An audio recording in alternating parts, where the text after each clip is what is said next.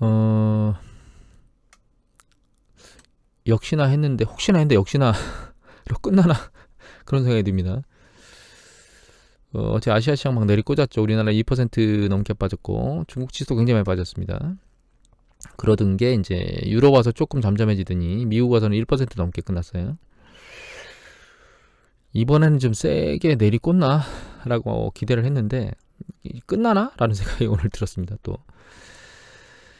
그 최근 한 달간 6개월간 추세를 볼까요? 6개월간 추세를 보면 다우지수 같은 경우에도 이게 작년 9월하고 10월달 세게 흔들렸던 거 이외에는 흔들린 적이 없습니다. 크게.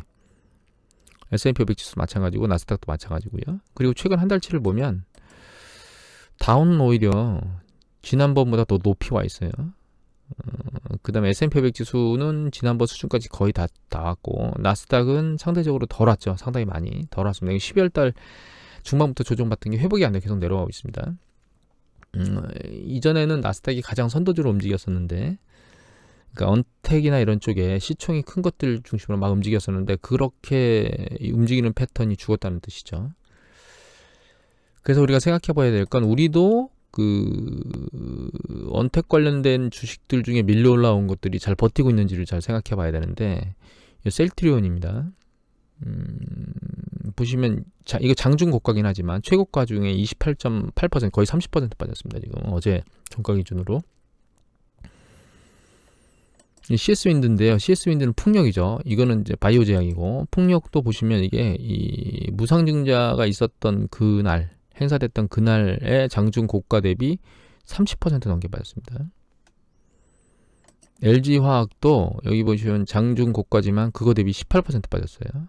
중간중간에 그 CATL 쪽에 현대차가 배터리를 장착한다, 일부 차종의 배터리를 장착한다는 뉴스 보도가 좀 좋지 않은데 그게 나왔죠. 호재로서는 SK 이노베이션하고 미국 소속선에서 이겼다는 얘기가 나왔는데 그 호재를 무색해하는 행보를 지금 현재 보이고 있습니다. 그에 비해서 삼성전자 같은 경우에는 그러니까 CS 윈드나 셀트리온과 같은 경우는 추세적으로 향후에 긍정적인 뭔가 시그널을 던질 수 있는 추가적인 게 없어요, 사실. 그러니까 뭐 코로나로 제약회사에서 뭔가 치료제를 발견했다라고 하는 건 있지만 그거 이외에 플러스 알파가 없다는 거죠. 더 이상 뭐 나올 게 없어요. 풍력은 뭐 더더욱 그렇고 뭐 나올 이슈가 없습니다. 이 회사 자체가 풍력 하나만 하고 있기 때문에. LG화학도 배터리가 글로벌 탑 뭐 그래서 CATL하고 상호 경쟁 뭐 이런 얘기가 나왔는데 그런 와중에 경쟁차하고 나눠먹기가 돼버렸으니 굉장히 안 좋은 시그널이죠. 그거는 뉴스입니다. 삼성전자는 그 어떤 것부터 빠르게 움직여서 밑으로 밀려 내려왔는데 보시면 추세가 멈추고 있죠. 지금 횡보를 하고 있습니다. 이거 보시면 추세는 계속 건너박질 치고 있고 CS윈드도 마찬가지고 셀트리온도 마찬가지인데 현대차 같은 경우에도 현대차도 길게 볼까요? 예, 빠른 속도로 올렸다가 추세가 내려왔는데 걸려있죠. 지금 이것도 고점 대비 18% 빠지긴 했습니다. 근데 추세 자체로 놓고 보면 걸렸다는 거예요. 삼성전자하고 현대차는. 이 차이는 전적으로 추가적인 어떤 이슈라고 보셔야 돼요. 삼성전자 같은 경우는 반도체가 부족하다는 이슈들이 계속 나오고 있죠.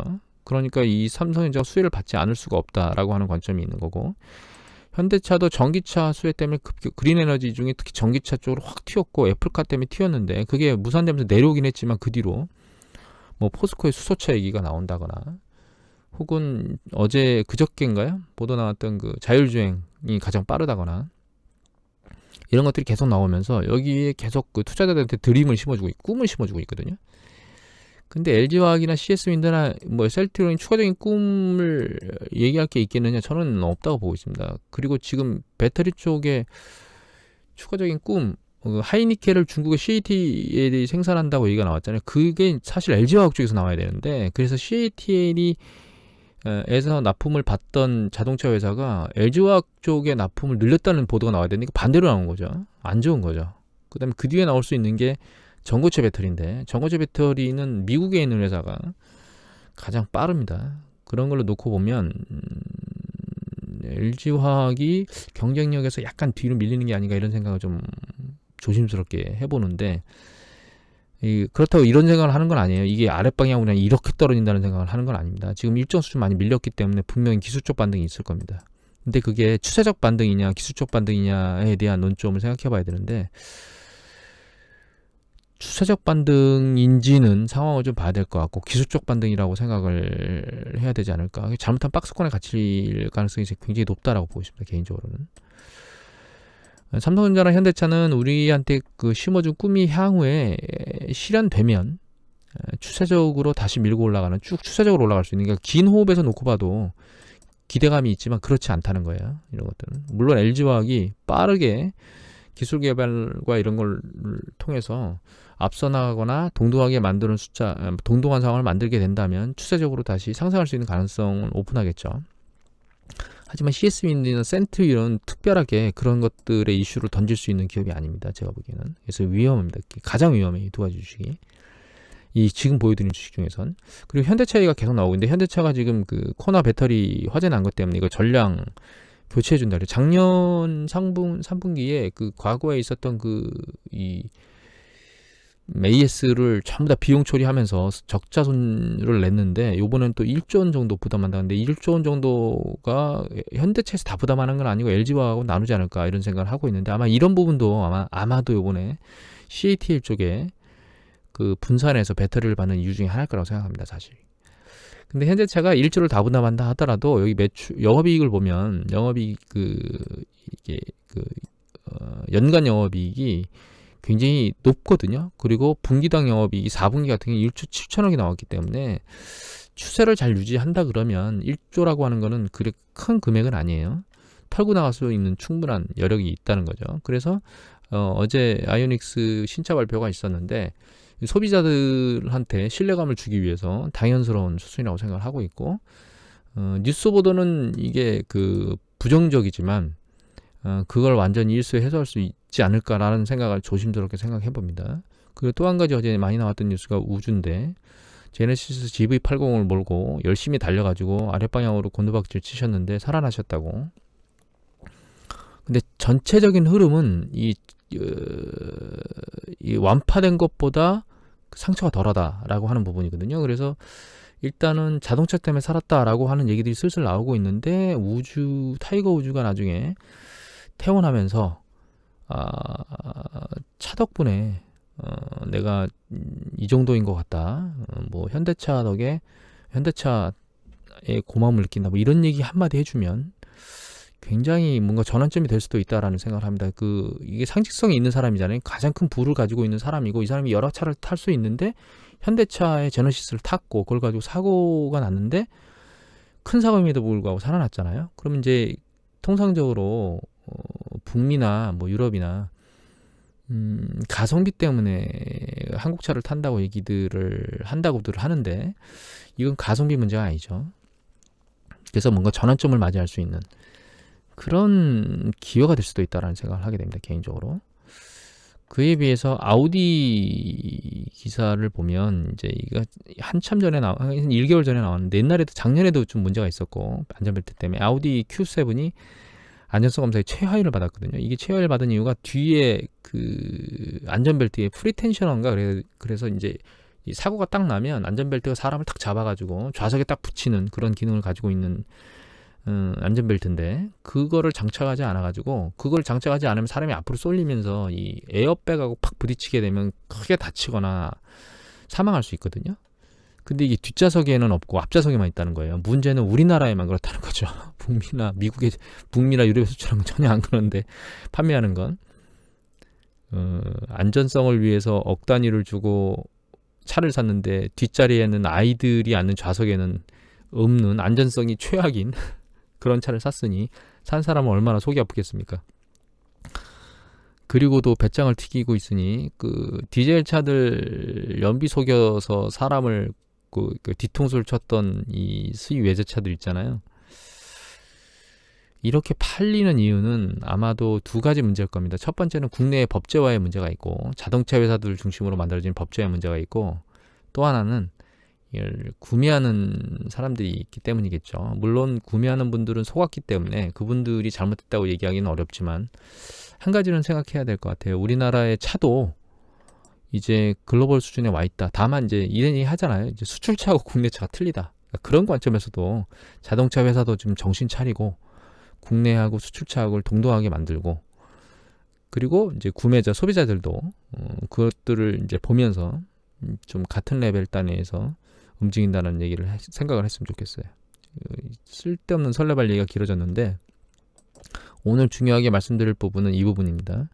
사실 어제 김영익 씨께서 그 기사를 읽어보셨으면 아시겠는데 30%의 주식 포지션과 나머지 또 일부는 인버스를 들고 있고 나머지는 채권을 매집해서 들고 계시다고 했거든요. 근데 우리가 주식은 어느 정도 살 것이냐에 대한 가장 중요한 그 기준은 경기 사이클이 어디에 있느냐예요. 경기 사이클이 어디에 있느냐에 따라서 주식을 사고 파는 비중, 매매의 비중이나 어떤 것들을 사야 될지가 달라지거든요.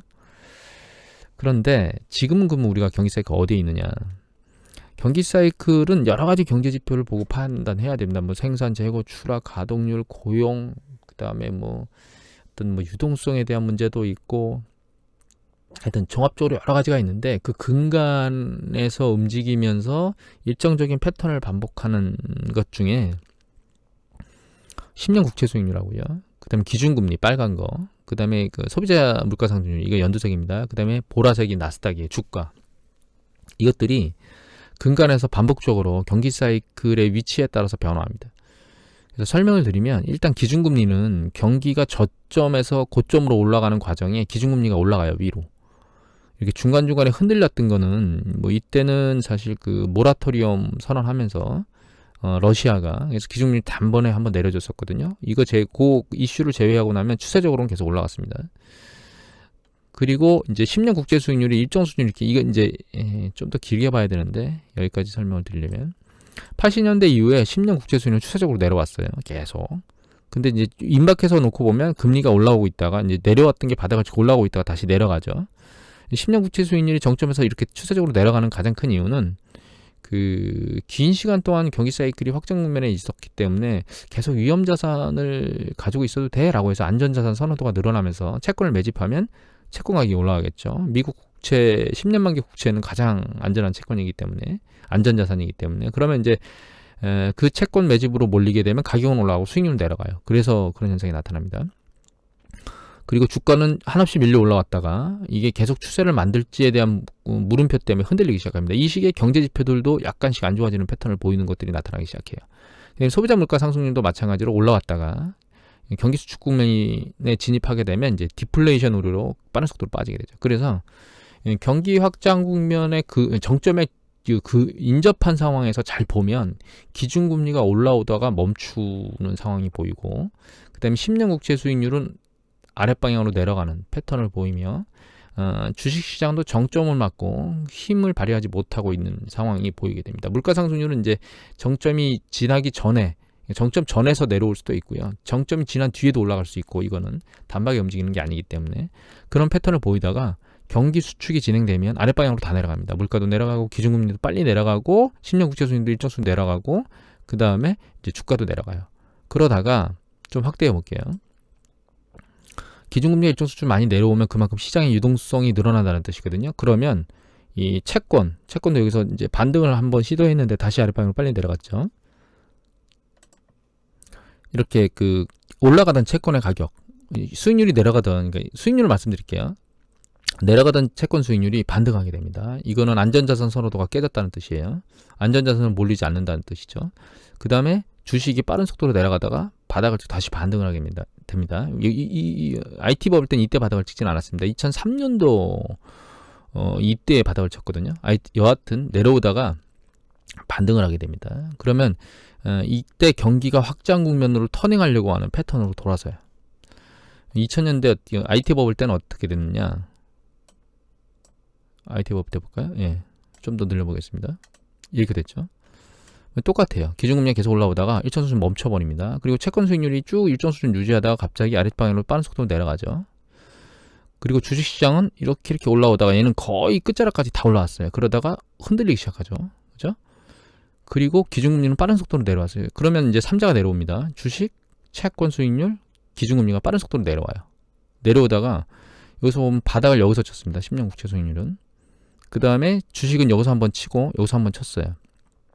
기준금리는 내려왔다가 여기서 바닥을 쳤는데 주식이 또 한 번 흔들렸죠. 그래서 여기서 QE가 발행됐습니다. QE1이.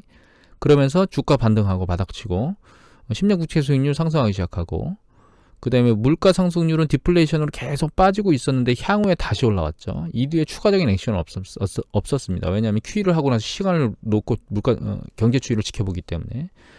그래서 결과적으로는 이런 패턴대로 움직여요. 그런데 한 가지 이제 지금도 마찬가지입니다. 잘 보시면 요번에도. 요번 볼까요? 올라가다가 갑자기 두들겨 맞았죠. 밑으로. 그 다음에 여기 보시면 10년 국채 수익률이 점진적으로 계속 내려오기 시작하다 여기서 갑자기 빠른 속도로, 그러니까 이 코로나 팬데믹이 터지기 전에 굉장히 빠른 속도로 내려왔습니다. 이미. 그 다음에 기준금리는 이전부터 내리고 있었어요. 그러니까 경기 수축을 방어하기 위해서 애를 많이 쓰고 있었는데 이 시기에 경기 수축 때문에 내리고 있는데도 불구하고 연준이 과거처럼 유동성을 증가시켜서 주식을 떠받친다는 얘기 때문에 주식은 올라오고 있었습니다. 사실.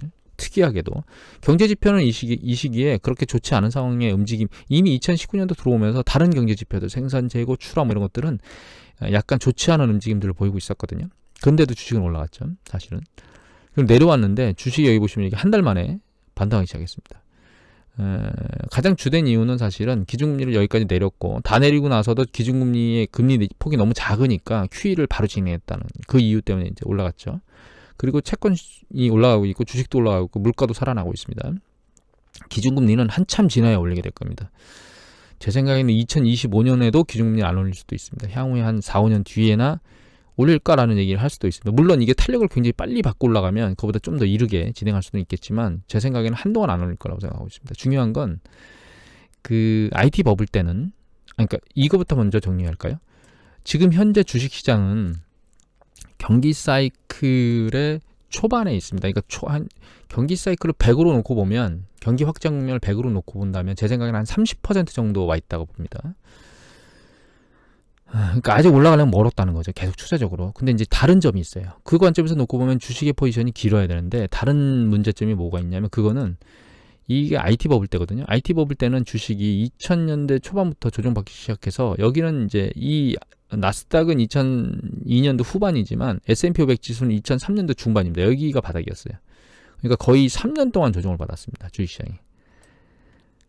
그 다음에 글로벌 금융위기 때는 여기 보시면 이때가 2007년도 하반기거든요. 그러다가 2009년도 상반기니까 한 1년 한 3, 4개월 정도 조정을 받았어요. 근데 이번에는 조정을 어떻게 받았느냐, 여기 보면 한 달 받았습니다. 한 달. 그리고 전고점을 바로 돌파하면서 올라오고 있죠. 지금 1년도 안 됐는데 여기서부터 올라온 치수가 훨씬 더 높아요. 그러니까 지금 나스닥 지수로 보면 지금 14,000 막 이렇게 돼 있으니까 여기가 만대니까 거의 40% 정도 밀려 올라왔잖아요. 그러니까 이게 완전히 차이점이 있는 게, 충분히 조정을 받고 주식시장이 내려왔다가 반등하는데 긴 시간 동안 올라가고, 2000년대도 보면 충분히 내려왔다가, 그죠? 내려왔다가 조정을 받고 올라가서 이게 회복하는데, 붕괴점을 다시 회복하는데 시간이 굉장히 올라가서 2011년도나 돼야 회복됐거든요. 거의 2년 동안 지나서. 근데 지금은 그게 아니고 바로 회복됐다는 거예요. 바로 회복된 걸 넘어서서 지금 상당히 많이 올랐잖아요. 그러니까 지금 정리를 해보면, 그 경기 사이클은 제 생각으로는 한 바닥에서 위까지 100이라면 30% 정도 올라왔는데, 주가 상황은 30%가 아니고 상당히 많이 오른 정점 상황에 있다는 거예요. 그렇다고 해서 이게 그러니까 버블 영역에 있느냐, 버블 영역에 있는 것도 있고 있지 않은 것도 있다는 거예요. 그래서 이제 앞단에 말씀드렸듯이 상당히 많이 치고 올라갔던 주식들은 굉장히 조심해야 된다고 말씀을 드리는 거. 그 다음에 이제 나스닥이 계속 그 성과를 못 내고 밑으로 밀리고 있잖아요. 지수상으로 보면 다른 것에 비해서. 이런 것들을 생각해 보면 향후에 주식이 너무 과도하게 올라왔기 때문에 그 조종받는 상황이, 그러니까 올라가더라도 탄력을 못 받거나 혹은 조종받는 국면에서 앞단에서 계속 언택 때문에 그러니까 환호를 받았던 그런 주식들이 상대적으로 덜 올라가는 그런 액션을 볼 수 있기 때문에 그런 부분에 대해서 조심해야 된다는 말씀들을 반복적으로 드리는 겁니다. 그리고 인버스에 대한 얘기를 잠깐 드리면, 김영희 씨께서는 인버스를 보유를 아마 평상시에도 계속 하시는 것 같아요. 그런데 인버스는 경기 확장 국면에서는 인버스를 보유하는 게 그렇게 좋은 전략은 아닙니다. 왜냐하면 이건 이제 차트를 보여드릴게요. 위클리 차트를 보면 이게 파란 게, 그러니까 이거는 그 S&P 500 지수고요. 이게 우리나라 코스피 지수거든요. 근데 과거 보면 이렇게 인버스가 사실 주요하게 작동하는 시기는 언제냐면, 이렇게 경기가 정점을 치고 아랫방향으로 밀려 내려갈 때, 이때 이렇게 밀려 내려갈 때 추세적으로, 이때는 인버스의 전략이 좋은데, 지금처럼 이게 추세가 상승하는 국면에서는 인버스의 전략이 굉장히 안 좋아요. 내가 인버스를 친 시기가 여기일지를 알기가 굉장히 어렵거든요. 그래서 요번에도 제가 약간 인버스 때문에 뒤통수를 맞았던 가장 큰 이유는 사실 정점 치고 밑으로 밀려 내려가면 추세적으로 일정 수준 내려가야 됩니다. 그래서 여기서 인버스를 치고 반등하면 다시 팔고 인버스를 치는 작업을 하면 되는데, 요번에는 여기서 치고 추세적으로 한번 내리 꽂았다가 반등하고 나서 여기서 인버스를 다시 쳤거든요. 그 전에는 이제 2008년도, 2019년도 초반에 인버스를 쳤습니다. 제가 이 시기쯤에 인버스를 쳤을 거야 아마. 그리고 이때 먹고 다시 올라가서 여기서 인버스를 다시 쳤죠. 왜냐면 내려갈 거라고 과거 패턴대로 예측했으니까. 그런데 그게 아니고 뚫고 올라갔죠. 그래서 중간에 인버스를 매도했다는 건 이미 어제 지난번 예전에 다 들으셨을 거예요. 지금은 인버스를 해야 되느냐? 과거의 패턴으로 놓고 보면 인버스를 하면 안 되는 패턴이에요. 왜냐하면 계속 주식시장은 확장 국면 추세를 가지고 올라갈 거니까. 다만 예외일 수도 있다는 생각을 가지고 있습니다. 왜냐하면 이 조정 국면이 너무 짧은 데다가 너무 과도하게 올라가 있고 경기하고 괴리감이 크기 때문에. 그런데 저는 그렇다 하더라도 여기서 인버스를 매집해서 작업을 하는 거는 안 좋다고 생각합니다. 왜냐하면 근본적으로 경기가 올라가는 방향이기 때문에. 그래서 인버스를 매집을 하느니 그 인버스 매집할 금액의 여유의 자금을 그냥 채권이나 현금으로 들고 있다가 조정 국면에 밑에서 상승 방향으로 주식을 떠서 잡는 게, 주식을 매수하는 게 훨씬 더 안전하고 나은 방법이 아닌가, 그렇게 의견을 내고 싶습니다. 어떤 사람의 의견이 맞는지는 그러니까 알 수가 없어요. 다만 경기 확장 국면과 수축 국면 이런 전체적인 흐름의 입장에서 놓고 보면 지금 시점에서의 인버스의 작업은 좀 난항을 겪을 수도 있다. 물론 뭐 과도하게 오른 주식 때문에 이익을 낼 수 있는 과정도 있지만, 가장 중요한 건 내가 인버스를 산 시기가 여긴지를 알 수 없다는 거예요. 그게 가장 큰 문제예요. 예를 들면 좀 확대해 볼게요. 내가 인버스를 여기서 사서 이때 먹을 수는 있죠. 근데 내가 인버스를 산 게 여긴지 알 수 없다는 거예요. 이게 너무 폭이 적기 때문에 못 팔았을 거거든요. 인버스 조작을. 왜냐면 이만큼 기대하고 있다가 그러면 손실을 내고 있다는 뜻이거든요. 그래서 인버스 작업을 하시려면 산 뒤에 일정 수준 오르면 인버스를 매도하는 걸 반복해야 되는데, 그건 상승장에서 주식은 올라가고 있는데 나 계속 손실 내는 거하고 똑같잖아요. 그래서 인버스에 대한 투자는 개인적으로 상승 국면에서는 하지 않아야 되는 게 맞다라는 게 제 개인 의견입니다. 오늘은 이것으로 마치도록 하겠습니다.